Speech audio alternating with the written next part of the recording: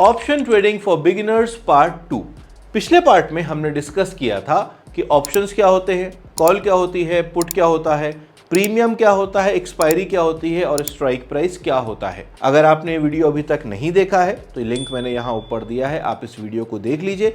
इसमें आपके previous topics जब क्लियर हो जाएंगे तो आपको ये एपिसोड ज्यादा क्लैरिटी से समझ में आएगा। तो इस एपिसोड में सबसे पहले हम डिस्कस करने वाले हैं कि कितने प्रकार के ऑप्शन ट्रेडर्स होते हैं। दो प्रकार के ऑप्शन ट्रेडर्स होते हैं, ऑप्शन बायर्स और ऑप्शन सेलर्स।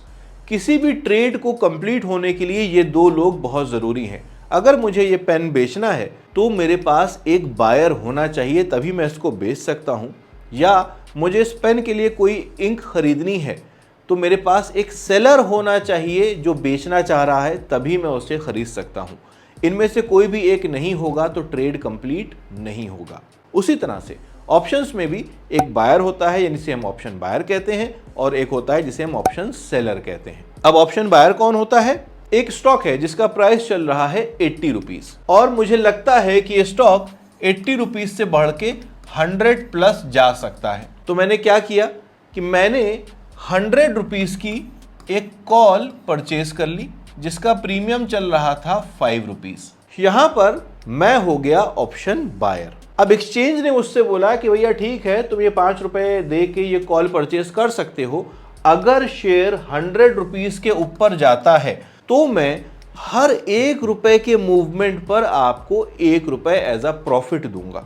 मैंने कहा ठीक है, लेकिन अगर 100 रुपीज के ऊपर नहीं गया तो ये 5 रुपए एक्सचेंज कह रहा है कि वो अपने पास रख लेगा। मैंने कहा ठीक है, 5 रुपए का नुकसान है, रख सकते हैं। तो मैं ऑप्शन बायर हो गया। अब जब मैं खरीद रहा हूं तो कोई सेलर होना चाहिए, तो वहां पर एक मिस्टर एक्स हैं। उन्होंने कहा कि भाई ठीक है, यहां से स्टॉक दिख तो अच्छा रहा है, ये थोड़ा सा ऊपर जा सकता है, लेकिन ये 100 रुपीज तक नहीं जाएगा, हो सकता है उससे पहले रुक जाए या 80 से भी शायद नीचे चला जाए। उनकी एनालिसिस ये कहती थी। तो उन्होंने एक्सचेंज से कहा भैया ऐसा है कि ये 100 रुपीज तो नहीं जाने वाला, ये जो 5 रुपए का प्रीमियम है ये मैं बेचना चाहता हूं। यानी 100 रुपीज की जो कॉल मैंने बाय करी है, उन मिस्टर एक्स ने उस 100 रुपीज की कॉल को सेल कर दिया, क्योंकि उनका एनालिसिस कहता है 100 रुपीज तक हम नहीं जाएंगे और ये 5 रुपए का प्रीमियम जीरो हो जाएगा, बिकॉज ऑफ अ फैक्टर जिसे हम कहते हैं थीटा डिके। थीटा डिके एक फैक्टर होता है जिसको हम आगे डिटेल में समझेंगे, लेकिन मोटी मोटी चीज समझ लीजिए कि अगर आपका स्ट्राइक प्राइस जहां पर है और शेयर का प्राइस जहां पर है, अगर शेयर का प्राइस स्ट्राइक प्राइस तक नहीं पहुंचता है एक्सपायरी तक, तो जो भी शेयर का उस ऑप्शन का प्रीमियम है वो जीरो हो जाता है। फिलहाल बेसिकली मोटा मोटा इतना समझ लीजिए। तो इन्होंने कहा कि भैया 5 रुपए जीरो हो जाएगा, मुझे लगा कि 5 रुपए से ज्यादा बढ़ जाएगा। तो एक्सचेंज ने कहा ठीक है भैया, तुम्हें ये बेचना है तुम बेच दो, लेकिन अगर 100 रुपीज से ऊपर शेयर का प्राइस जाना शुरू हुआ तो हर 1 रुपए पर तुम एक्सचेंज को 1 रुपए एज अ लॉस दोगे। इन्होंने कहा ठीक है, तो इनका भी कॉन्ट्रैक्ट हो गया। अब सिनेरियो 1 समझ लेते हैं। सिनेरियो 1 में क्या हुआ कि एक्सपायरी तक ये शेयर का प्राइस बढ़ के पहुंच गया 115 रुपीज। एक्सचेंज ने मुझसे क्या कहा था कि अगर 100 रुपीज से ऊपर जाता है तो हर 1 रुपए पे आपको 1 रुपए मिलेगा। तो 100 रुपीज से कितने ऊपर चला गया? 15 रुपीज ऊपर चला गया। तो एक्सचेंज ने मुझसे कहा कि ठीक है, तुमने मुझे 5 रुपए दिए थे, 10 रुपए और ले लो, टोटल 15 रुपए का प्रॉफिट आप ले लीजिए। मैं खुश हो गया। ठीक है, वहीं मिस्टर एक्स से एक्सचेंज ने कहा कि भैया आपने 5 रुपए पे बेचा था, शेयर का प्राइस 115 आ चुका है, यानी आपको टोटल 15 रुपए एक्सचेंज को देने हैं। 5 रुपए आपने बेचे थे, 10 रुपए और दीजिए, यानी टोटल 15 रुपए एक्सचेंज ने मिस्टर एक्स से लेके मुझे दे दिए। ये हो गया सिनेरियो 1। अब इससे क्लियर होता है कि ऑप्शन बायर प्रॉफिट कैसे करता है। अब यहां पर एक सिनेरियो 2 समझ लेते हैं। सिनेरियो 2 कह रहा है कि भाई शेयर का प्राइस 80 रुपीज से बढ़ा और 96 रुपीज पर आके रुक गया एक्सपायरी के आसपास। अब एक्सपायरी तक ये 100 रुपीज तक नहीं गया, तो जो प्रीमियम मैंने 5 रुपए पे बेचा था यहां, ये 5 रुपए से 4 रुपीज, 3.5 रुपीज, 2 रुपीज करते करते फाइनली एक्सपायरी तक जीरो हो गया। एक्सचेंज ने कहा भैया 100 रुपीज तक आया नहीं, तुमने जो 5 रुपए मुझे दिए थे वो मैं रखे ले रहा हूं। मैंने कहा ठीक है, और वो 5 रुपए उठा के एक्सचेंज ने मिस्टर एक्स को दे दिए एज अ प्रॉफिट, तो यहां के ऊपर मिस्टर एक्स का प्रॉफिट हुआ। ऐसे ऑप्शन सेलर पैसा बनाता है। वो एनालाइज करता है कि शेयर इस पर्टिकुलर लेवल के नीचे रह सकता है तो हम उस लेवल की कॉल बेच सकते हैं। ठीक है, अभी पुट में क्या होता है वो भी हम लोग आगे डिस्कस करेंगे, फिर कॉल का एग्जांपल समझ लो। इसी तरह पुट में भी होता है। तो उन्होंने कॉल बेच दी और वहां पर प्राइस उस तक नहीं गया तो प्रॉफिट कमा लिया। अब यहां पर एक बात ये आती है कि लागत कितनी लगेगी, कितना इन्वेस्टमेंट लगेगा। तो भाई मैंने जो कॉल बाय करी थी उसका प्राइस 5 रुपए था। मुझे लगा कि यहां से प्राइस ऊपर जाएगा तो मुझे प्रॉफिट होगा। यही 5 रुपए मेरा टोटल इन्वेस्टमेंट है। ये 5 रुपए मेरा इन्वेस्टमेंट है एज एन ऑप्शन बायर। तो जब ये बात क्लियर हो गई कि ऑप्शन बायर कैसे पैसा बनाता है और ऑप्शन सेलर कैसे पैसा बनाता है, तो अब यहां पर हम बात करेंगे कि लागत कितनी लगेगी, इन्वेस्टमेंट कितना होने वाला है। तो हमने देखा कि जो स्ट्राइक प्राइस थी उसका प्रीमियम था 5 rupees. As an option buyer मुझे सिर्फ ये 5 रुपए एक्सचेंज को देने हैं। अगर प्राइस ऊपर गया तो ये 5 रुपए के अगेंस्ट मुझे प्रॉफिट मिलेगा। अगर प्राइस 100 के ऊपर नहीं गया तो ये 5 रुपए जीरो हो जाएंगे। यही मेरा टोटल लॉस है। यानी अगर ये 5 रुपीज से बढ़ के 50 रुपीज हो जाती है तो मेरा इतना प्रॉफिट है। लेकिन ज्यादा से ज्यादा ये नुकसान कितना मुझे देगी, ये जीरो हो सकती है। अब माइनस में तो जाएगा नहीं, ये जीरो हो सकती है। यानी मेरा लॉस यहां पर लिमिटेड है और मेरा प्रॉफिट यहां पर अनलिमिटेड है। 50 रुपीज और 500 रुपीज भी हो सकती है। भाई शेयर में कोई बहुत अच्छी खबर आ गई, भाग गया, तो लॉस लिमिटेड है, प्रॉफिट अनलिमिटेड हो सकता है मेरे लिए। अब यहां पर ये तब बात है जब हम ऑप्शन बाइंग कर रहे हैं। अब यहां पर जो ऑप्शन सेलर था जिसने 5 रुपीज पर बेचा है, क्या उसको भी 5 रुपीज ही देना पड़ेंगे? नहीं, यहां पर उसको 5 रुपीज नहीं देना पड़ेंगे। उसका रीजन है उसने 5 रुपए पे कोई चीज बेची है। ये ज्यादा से ज्यादा कहां तक जा सकती है, नीचे की तरफ। ये जीरो हो सकती है, तो ये उसका मैक्सिमम प्रॉफिट है। इससे ज्यादा प्रॉफिट उसे नहीं मिलेगा। 5 रुपीज को जीरो हो सकता है। लेकिन जब लॉस की बात आएगी तो आपने प्रीवियस एग्जाम्पल में देखा था ना, वो 5 रुपीज से बढ़ के 15 रुपीज पहुंच गई। यानी बेचा सस्ता था, खरीदा महंगा, तो हमारा 15 रुपीज पहुंच गई, तो वहां पर लॉस हो रहा है। तो यहां पर ये 5 रुपए से बढ़ के चीज 50 रुपीज भी जा सकती है, 500 भी जा सकती है। तो यहां पर प्रॉफिट हमारा लिमिटेड है और लॉस हमारा अनलिमिटेड हो सकता है। तो ऑप्शन सेलर ने अगर लॉस किया है, 5 रुपए की चीज 15 रुपए चली गई, उसने लॉस किया है, तो अब एक्सचेंज क्या उसके घर जाएगा कि भाई साहब आपने जो बेचा था वो महंगा हो गया है, आपको नुकसान हो रहा है, 10 रुपए एक्स्ट्रा दीजिए मुझे। ऐसा नहीं होता है ना, वो धर तो जाएगा नहीं वसूली करने के लिए। तो वहां पर एक्सचेंज कहता है भैया तुम्हें 5 रुपए की चीज बेचना है, ठीक है बेच लो, लेकिन यहां पर आपको 5 रुपए नहीं लगेंगे। आपका जो मार्जिन लगेगा, आप 100 रुपीज दीजिए हमें, इसको बेच लीजिए। ये 100 रुपीज हमारे पास रखे रहेंगे। जब आप इस ट्रेड से बाहर निकलेंगे, अगर प्रॉफिट होगा तो हम आपको 100 के बाद 5 रुपए एक्स्ट्रा दे देंगे, यानी आपको 105 मिल जाएंगे। अगर लॉस होगा तो हम इसी 100 में से माइनस कर देंगे और बाकी बचे पैसे आपको हम वापस कर देंगे। इसलिए आप एक्स्ट्रा पैसे एक्सचेंज के पास रखते हैं। तो यानी हमने ये समझा कि ऑप्शन बायर कम पैसे लगाता है, उसका छोटा सा लॉस है। ऑप्शन सेलर को ज्यादा इन्वेस्टमेंट लगता है, प्रॉफिट कम है, और अगर लॉस होता है तो उसको ज्यादा लॉस हो सकता है। तो भाई ये आदमी पागल है क्या, जो 100 रुपीज दे रहा है उसी चीज को बेचने के लिए जिसमें इसका प्रॉफिट 5 रुपए का है, और ये आदमी 5 रुपए टोटल लगा रहा है जिसमें इसको 50 रुपीज या 100 रुपीज भी मिल सकता है। तो मेरे ख्याल से पागल लग रहा है।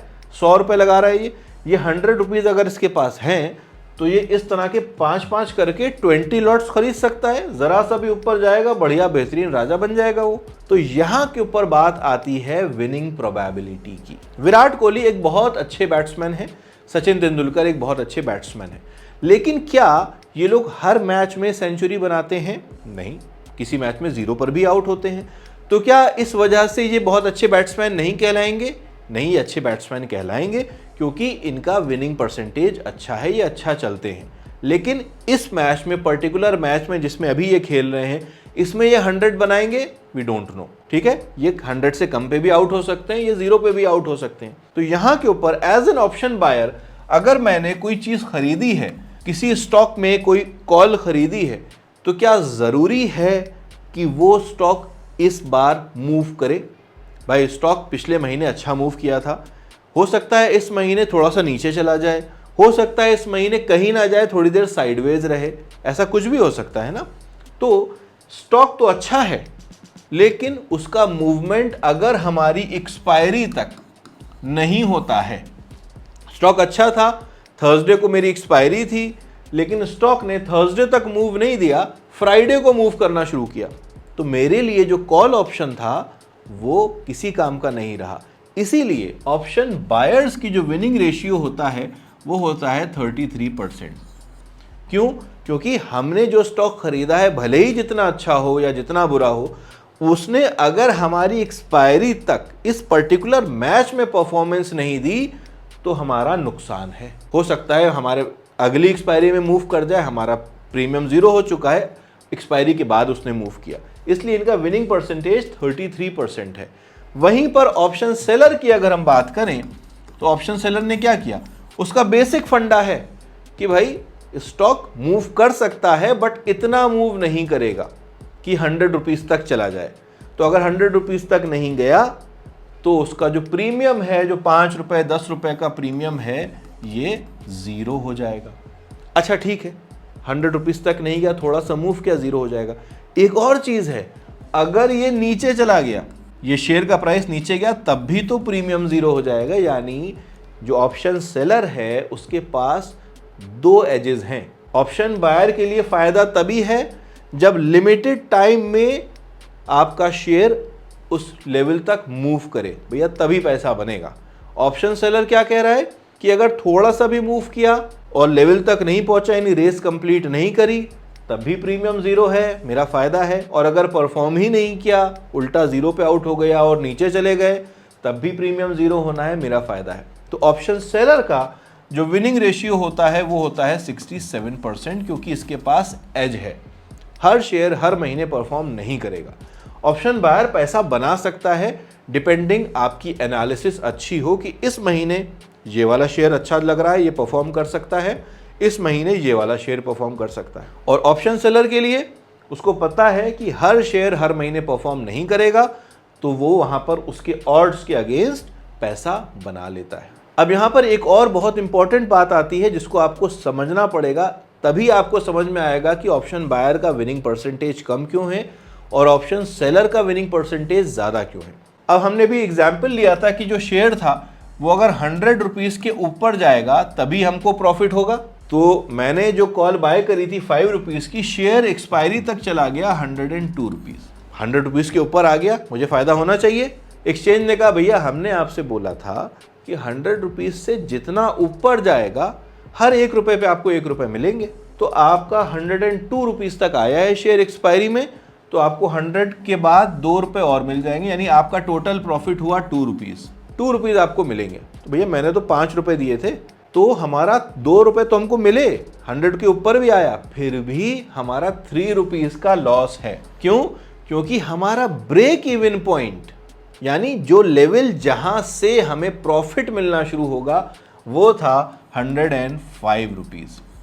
क्योंकि 5 रुपए हम पहले एक्सचेंज को दे चुके हैं ना, 105 रुपीज के ऊपर जब निकलेगा, 106 आएगा तो मुझे 1 रुपए मिलेगा, 107 पे 2 रुपए, 108 पर 3 रुपए, और 108 पर मान लीजिए एक्सपायर हो गया तो मुझे टोटल 8 रुपीज वापस मिले। 5 मेरा इन्वेस्टमेंट था, 3 रुपीज का मेरा प्रॉफिट था। तो हमारा ब्रेक इवन आएगा 105। यानी अगर आपने कोई भी कॉल खरीदी है उसको अपनी स्ट्राइक प्राइस में ऐड कर दीजिए। मान लीजिए कॉल हमने ली 105 रुपीज की कॉल थी जिसका प्रीमियम चल रहा था 10 रुपीज, तो शेयर का प्राइस 105 प्लस 10 कितना हुआ? 115। 115 रुपीज के ऊपर जब निकलना शुरू होगा तभी आपको प्रॉफिट है। अगर 105 से बढ़ के 110 पर भी एक्सपायर हो गया तो हमने 10 रुपए दिए थे, 5 रुपए का हमारा नुकसान है। वहीं ऑप्शन सेलर के पास एज होती है, उसने 5 रुपीज पर सेल किया है, शेयर का प्राइस 102 रुपीज पर आके क्लोज हो गया, उसने 5 रुपए पे चीज बेची है। तो ये जो 5 रुपए पे कॉल बेची थी इसका प्राइस यहां पर हमने कितना बताया, कितना हो गया? 2 रुपए। 5 रुपए से घट के 2 रुपीज हो गया। यानी जिसने ऑप्शन सेल किया था उसने 5 रुपए में बेचा था, अब 5 रुपए की चीज 2 रुपए की हो गई है, उसको 3 रुपीज का प्रॉफिट हो रहा है। ये एज है ऑप्शन सेलर के पास। ऑप्शन सेलर को नुकसान होना शुरू होगा जब शेयर 105 रुपीज से ऊपर निकलना शुरू करेगा, तब उसको नुकसान होना शुरू होगा। ये चीज समझ में आ गई? यानी अगर ऑप्शन बाइंग कर रहे हैं या ऑप्शन सेलिंग कर रहे हैं, आपको आपका ब्रेक इवन पॉइंट पता होना चाहिए कि कितने पॉइंट के ऊपर, किस लेवल के ऊपर आपको प्रॉफिट आएगा और किस लेवल के नीचे आपको लॉस हो सकता है। इसीलिए जो मैंने शुरू वाले एपिसोड में बोला था कि स्ट्राइक प्राइस कौन सी सेलेक्ट करनी है, ये बहुत ज़रूरी है। आगे जब हम स्ट्रैटेजीज डिस्कस करेंगे तो उसमें आपको ये चीज़ क्लियर होगी। ये चीज़ हमें समझ में आ गई कि कितने तरह के ऑप्शन ट्रेडर्स हैं, बायर्स हैं, सेलर्स हैं। बायर्स पैसे कैसे बनाते हैं, सेलर्स कैसे पैसे बनाते हैं, और बायर्स का ब्रेक इवन पॉइंट क्या है, सेलर्स का ब्रेक इवन पॉइंट क्या है, बायर्स को इन्वेस्टमेंट कितनी लगती है, सेलर्स की इन्वेस्टमेंट कितनी लगती है। अब इसको एक बार स्क्रीन पर समझते हैं। ये एसबीआई का एग्जाम्पल देख लेते हैं। ये एसबीआई का 1 डे टाइम फ्रेम का चार्ट है, यानी एक कैंडल एक दिन को रिप्रेजेंट कर रही है। ये मई का महीना चल रहा है, तो हम मई एक्सपायरी के हिसाब से बात कर रहे हैं। हो सकता है आप ये वीडियो जुलाई में, अगस्त में देख रहे हो, तो जुलाई अगस्त की एक्सपायरी के हिसाब से इस चीज़ को समझ लीजिएगा। तो ये 1 डे का चार्ट है। मैंने एनालिसिस किया कि भाई यहाँ पे 828 के आसपास एसबीआई चल रहा है। हो सकता है एक्सपायरी तक ये 850 रुपीज़ तक चला जाए या 860 रुपीज़ तक चला जाए, क्योंकि अगर ब्रेकआउट मिला तो बहुत बढ़िया मूव मिल जाएगा। ये चीज़ मैंने क्लियर कर ली। तो मैंने क्या किया कि 860 रुपीज़ या 850 रुपीज़ की एक कॉल बाय कर ली। वहीं पर एक मिस्टर एक्स हैं जिन्होंने कहा कि भाई यहाँ पर तो एक रेजिस्टेंस दिख रहा है, डबल टॉप दिख रहा है, यहाँ से ऊपर निकलना थोड़ा सा मुश्किल है, एक्सपायरी तक हो सकता है बाद में जाए, लेकिन एक्सपायरी तक 850 के नीचे ही रहने वाला है। तो उन्होंने 850 की स्ट्राइक प्राइस की कॉल बेच दी, इसी मई एक्सपायरी की। आप इसको जिस भी मंथ में देख रहे हो उसकी एक्सपायरी के हिसाब से समझ लीजिएगा। तो ये मैंने स्ट्राइक प्राइस का एक चार्ट ओपन किया है। ये मैं यूज़ कर रहा हूँ ऑप्शन ट्रेडर बाय धन। आप जिस भी ब्रोकर को यूज़ करते हैं उसमें आपको इस तरह का ऑप्शन मिल जाएगा। अगर आप धन में अकाउंट ओपन करना चाहें तो लिंक दिया है डिस्क्रिप्शन में। Account opening is free of cost और कोई चार्जेस नहीं है। उसके थ्रू आप ऑप्शन ट्रेडर पे आप लॉगिन कर सकते हैं। अब यहाँ पर देखिए, मैंने ये बी दिखा रहा है आपको 30 मई की 850 की स्ट्राइक प्राइस की कॉल, जिसका प्राइस कितना चल रहा है, 3 रुपये 70 पैसे, यानी 3 रुपीज़ 70 पैसे इसका प्राइस चल रहा है। मैंने इसको बाय कर लिया। ठीक है, यहाँ पे देखिए बी लिखा है, मैंने बाय कर लिया।